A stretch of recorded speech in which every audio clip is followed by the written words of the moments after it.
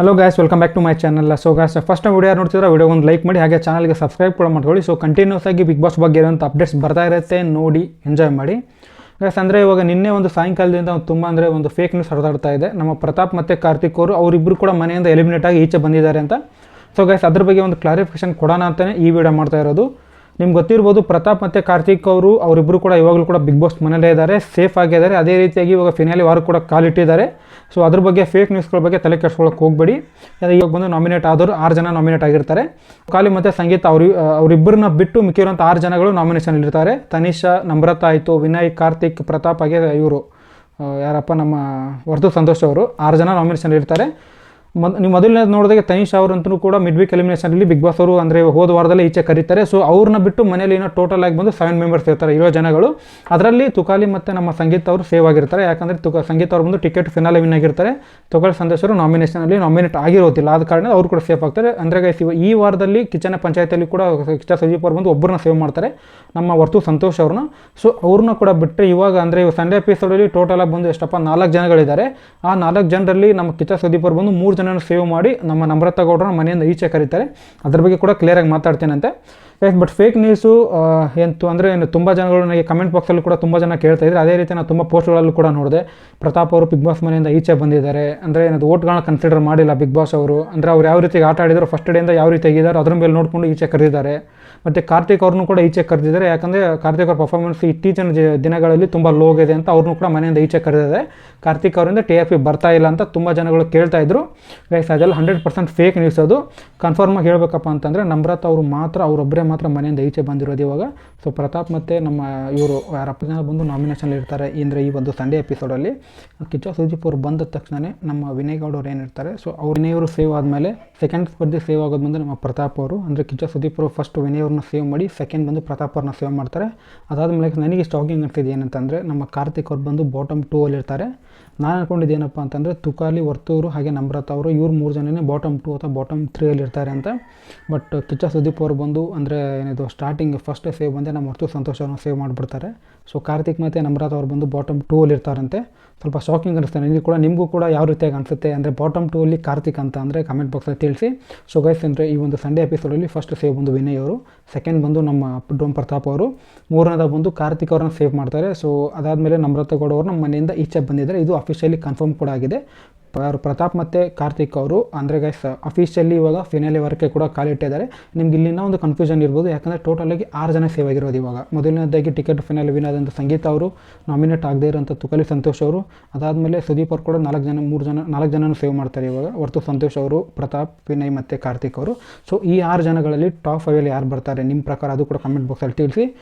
But guys, ನಿಮ್ಗೆ ಗೊತ್ತಿರ್ಬೋದು ಅಂದರೆ ಇವಾಗ ಫಿನಾಲೆ ವಾರಕ್ಕೆ ಅಂತಂದರೆ ಬರೀ 5 ಜನಗಳು ಮಾತ್ರ ಹೋಗಬೇಕಾಗತ್ತೆ. ಬಟ್ ಇಲ್ಲಿ ಸೆಲೆಕ್ಟ್ ಆಗಿರೋದು ಬಂದು 6 ಜನನ ಸೆಲೆಕ್ಟ್ ಮಾಡಿರೋದು ಇವಾಗ.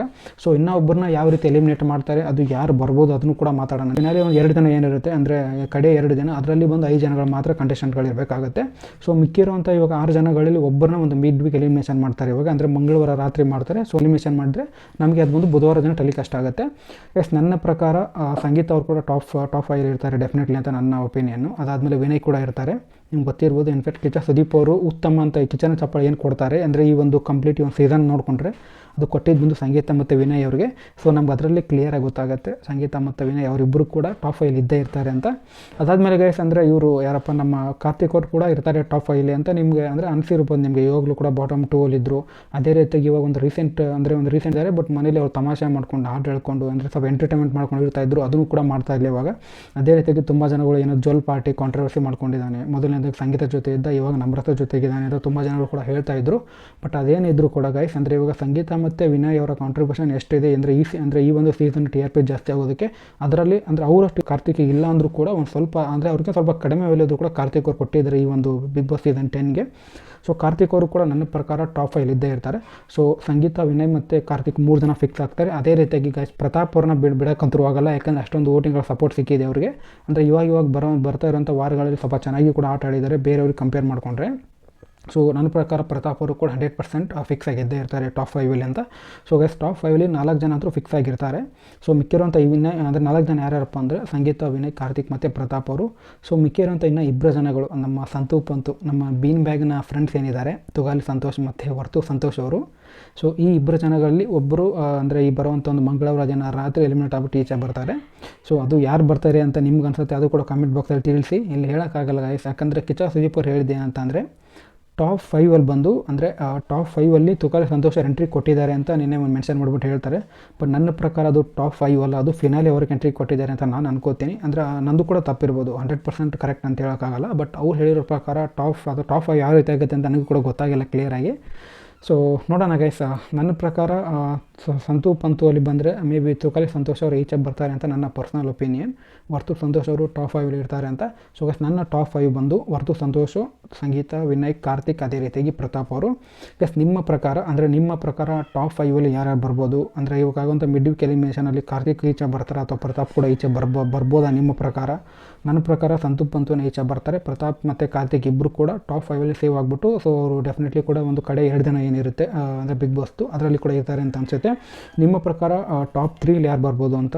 ಗೈಸ್ ನನ್ನ ಪ್ರಕಾರ ಟಾಪ್ 3 ಏನಾದರೂ ನಾನು ಹೇಳಬೇಕಂತಂದರೆ ಸಂಗೀತ, ವಿನಯ್ ಮತ್ತು ಪ್ರತಾಪ್ ಅವ್ರು ಅಂತ ಅಂದ್ಕೊಂಡಿದ್ದೀನಿ. ಸೊ ಕಾರ್ತಿಕ್ ಅವ್ರು ಬಂದು 4ನೇ ಪ್ಲೇಸಲ್ಲಿ ಈಚೆ ಬರ್ತಾರೆ ಅಂತ ನನಗೆ ಅನ್ನಿಸ್ತಾ ಇದೆ. ಬಟ್ ಹೇಳೋಕ್ಕಾಗಲ್ಲ, ಟಾಪ್ 3 ಕೂಡ ಬರ್ಬೋದು ಅಥವಾ ಟಾಪ್ 4ಅಲ್ಲಿ ಕೂಡ ಇರ್ಬೋದು.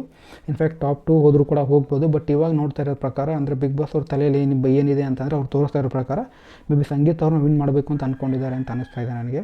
ಬಟ್ ಹೇಳೋಕ್ಕಾಗಲ್ಲ ಗೈಸ್ ಏನಾಗುತ್ತೆ ಅಂತ. ಸೊ ಬಿಗ್ ಬಾಸ್ ಅಂದಮೇಲೆ ಆಟ ಇರುತ್ತೆ ಅದು. ಸೊ ನೋಡೋಣ ನಿಮ್ಮ ಪ್ರಕಾರ ಟಾಪ್ 3 ಯಾರು, ಟಾಪ್ 2 ಯಾರು ಬರ್ತಾರೆ, ವಿನ್ನರ್ ಯಾರು ಆಗ್ತಾರೆ ಅದು ಕೂಡ ಕಾಮೆಂಟ್ ಬಾಕ್ಸಲ್ಲಿ ತಿಳಿಸಿ.